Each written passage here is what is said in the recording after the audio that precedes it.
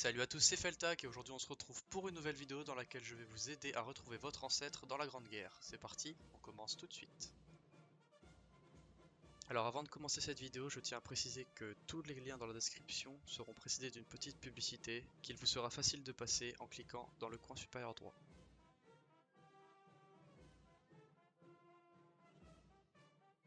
Donc pour commencer, on va aller sur le site des archives du département dans lequel notre ancêtre a vécu et je mettrai un lien dans la description pour que vous puissiez retrouver le vôtre. Donc on va dans archives en ligne, ensuite matricule militaire, pour le site du Nord, table alphabétique. Et donc voilà, là on arrive sur une fenêtre où on a le bureau et la classe. Donc le bureau c'est le plus proche de là où il est né, donc mon arrière-arrière-grand-père c'est Villers Paul. Et la classe c'est 20 ans après sa naissance, donc c'est-à-dire 1905, voilà. Et là on fait rechercher. Donc voilà, on trouve la veine, table d'Avenne de 1905. Et maintenant ça va vous ouvrir une fenêtre de visualisation, donc si c'est pas activé, vous activez, autorisez. Et voilà, donc maintenant il suffit de retrouver le nom de votre ancêtre dans la table. Donc moi c'est Lancel. L V, donc n'hésitez pas à bien passer les pages, c'est par ordre alphabétique de toute façon. Elle ça va peut-être être 10. Non, c'est 40. Non, trop loin. Un peu avant. M, L. Voilà, Lancel. Augustin Lancel. Donc une fois qu'on a cette information et que vous êtes sûr que c'est lui, on a son nom, vous allez regarder les deux lignes qui sont à côté, donc c'est-à-dire le numéro de matricule, donc associé à son prénom, et le numéro du volume situé juste à côté. Donc non. Voilà, le numéro du volume situé juste à côté. Une fois qu'on a ça, donc c'est-à-dire le 827 volume 2, on retourne sur le site, donc toujours archives en ligne, matricule militaire, mais cette fois-ci on va aller dans état signalétique. Donc vous prenez les informations que vous avez retrouvées, vous allez dans le bureau à Vennes, donc toujours classe 1905. Voilà, rechercher.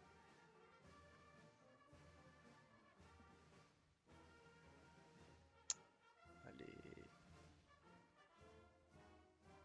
Voilà, et là vous voyez que vous avez plusieurs volumes. Donc nous, celui qui nous concerne, c'est le volume 2. Donc pareil, il va vous ouvrir une fenêtre de visualisation. Et donc on sait que c'est le 827. Donc on va chercher le 827, sauf que bien sûr il y a 729 pages, du coup ça va pas aller. Donc on voit que ça va jusque 1000, donc c'est-à-dire que certaines feuilles soit ont été récupérées par la famille, soit ont été perdues. Donc là voilà, je tombe sur 952, pardon. 836, donc je suis plus très loin. 496. 830, Lancel, non. Voilà, 827. Lancel, Augustin. Donc vous vérifiez bien si c'est les bonnes informations, sa date de naissance, son lieu de naissance, le nom de ses parents si vous les connaissez, etc. Et ensuite vous allez avoir plein d'informations sur son signalement, sur le détail de son service militaire, etc. Donc là où il a été, quand il a été engagé. Et la campagne, la fameuse campagne contre l'Allemagne, donc c'est-à-dire la Première Guerre mondiale, avec le numéro de ses régiments, en quelle année il a été incorporé dans ce régiment, etc. Donc ici après vous avez les domiciles qu'il a connus après la guerre. Et là normalement, s'il est mort, vous avez les numéros de médaille, il me semble. Dans le deuxième cas, si votre ancêtre est déclaré mort pour la France, vous allez vous rendre sur le site Mémoire des hommes. Donc bien évidemment dans la rubrique Première Guerre mondiale, pardon, mort pour la France de la Première Guerre mondiale, et vous allez cliquer sur faire une recherche. Donc moi dans mon cas c'est mon arrière-arrière-grand-oncle qui s'appelle Erlem, G-R-L-E-M, et Julien Henry. Là, rechercher. Donc voilà, 59 Nord, Julien Henry, 889, donc vous cliquez sur détail et images.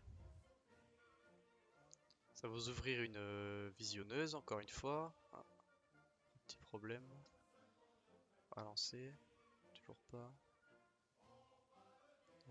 Donc ouais, donc de toute façon vous avez toutes les informations là sur la gauche, donc le matricule, le lieu de décès, le lieu de naissance, le grade, le bureau, donc toutes les informations dont on a besoin pour retrouver un vivant, donc c'est le même principe pour les morts, hein.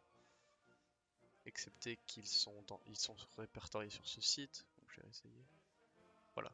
Donc là sur la fiche vous avez toutes les informations dont vous avez besoin, donc son nom, son grade, son corps, le numéro de matricule, voilà le numéro de la classe, le nom du bureau, la date de mort pour la France et le matricule au recrutement.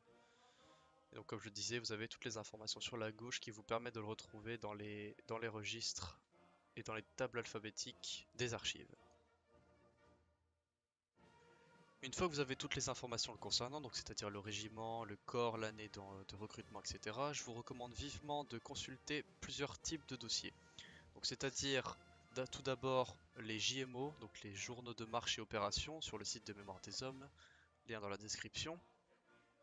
En second point, le site du Stimis, donc qui regroupe les photos de la Première Guerre mondiale de différents régiments, sur lequel vous pourriez éventuellement identifier vos ancêtres. Et enfin, le blog des régiments. Donc pour certains régiments, certaines personnes entretiennent des blogs qui racontent des anecdotes en fonction de la date actuelle.